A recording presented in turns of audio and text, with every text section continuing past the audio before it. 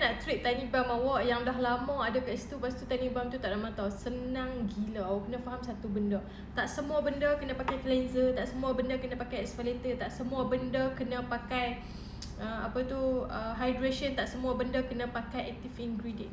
Kalau awak dah pakai semua benda tu, satu benda je saya nak beritahu. Benda ni adalah tentang mindset lah, kalau awak nak belajar lebih detail tentang mindset yang ni. Tapi saya bagi tahu satu benda yang paling penting gila. Apa yang awak perlu buat adalah cuba awak stop semua benda dalam rutin awak bagi masa dalam 3 ke 7 hari. Termasuk produk yang awak pernah pakai sebelum ni. Just stop je.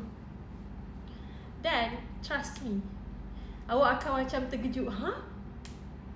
So sebelum ni produk-produk aku pakai ni, walaupun yang aku pakai ni tak dia tak lah. Bukan tak dia just macam rutin awak tu terlalu padat.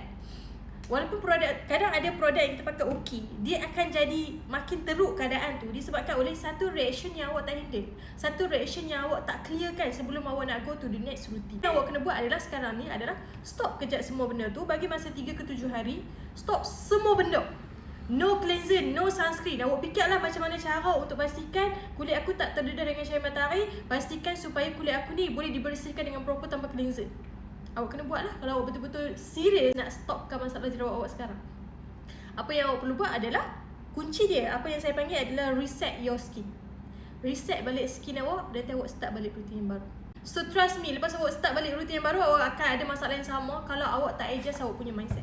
Mindset ni sangat gila penting dan juga keperluan kulit ni sangat penting. Okay. First awak kena fix awak punya mindset. Solusi awak adalah kena fix awak punya mindset satu. Kedua adalah awak kena keep faham balik keperluan kulit aku ni apa, supaya awak akan awak akan susun, awak akan create rutin yang betul-betul seimbang dengan keperluan kulit awak. Barulah apa yang awak pakai lepas ni dia lebih berkesan. Saya faham kadang kan awak rasa macam bertahun-tahun aku break on, pakai macam-macam tak produk apa Kadang saya tahu awak just fikir produk adalah penyelesaian. Tapi kan, kenapa saya create pendidikan kulit? Sebab saya nampak pendidikan kulit adalah cara yang berbeza untuk treat masalah kulit. So, cara yang berbeza ni lah tanpa memerlukan skincare. Skincare kita pakai, tapi sekarang ni sebelum kita pakai skincare, kita perlukan benda yang betul mengikut apa yang kulit kita perlukan. Itu cara yang berbeza untuk treat masalah kulit awak. Dia bukan semata-mata cara yang berbeza, dia adalah cara yang sebenar-benarnya realistik yang kulit kita perlukan.